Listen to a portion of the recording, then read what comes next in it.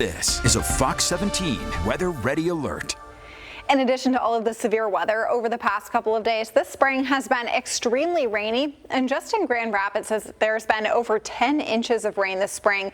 We should have around 6 inches of rain, so we're running about 40% higher than we should be, and a lot of that has come just in the last week or 2 weeks. This is the estimated rainfall from the past 24 hours, and you can match up the scales.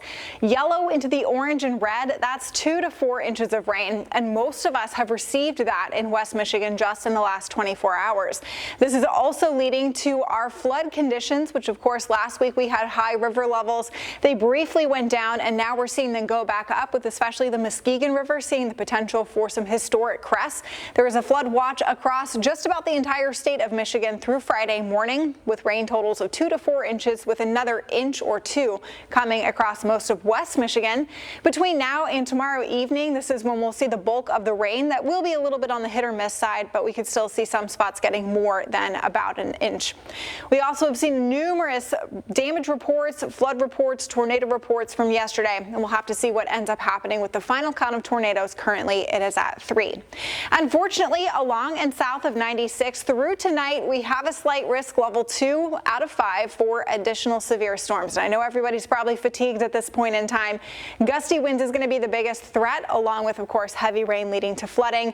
I don't expect a lot of storms will end up being that way, and the next couple of hours we should be quiet. We're in a little bit of a lull right now with temperatures in the 60s and 70s, but this same stationary front just will not budge. And if we track it all back into Iowa, all of these storms that are coming out of Iowa are ones that we'll have to watch here right around midnight or so.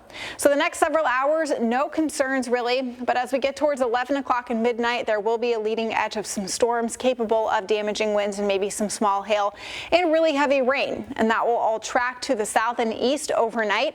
So once again, some big rumbles of thunder, likely heavy rain, especially possible south of 94. But this should end pretty early in the morning. We'll have a few showers lingering right around commute time in the morning, but it shouldn't be too bad otherwise. Temperatures in the upper 50s. We'll get to 68 tomorrow with mostly sunny skies initially, but there are going to be a few thunderstorms possible again tomorrow. The severe weather threat at this point is a little lower. That will all be found into parts of southeast Michigan, but there will still be some thunderstorms capable of some occasional pockets of heavy rain especially, and maybe some brief gusty winds. This model is of the opinion that all of that should stay to our east. Then we finally get a break for Friday, but it doesn't last very long. We have one final round of storms coming on Saturday that again could be strong or briefly severe, especially in the very early morning, and that will lead us into some much colder air to end our weekend.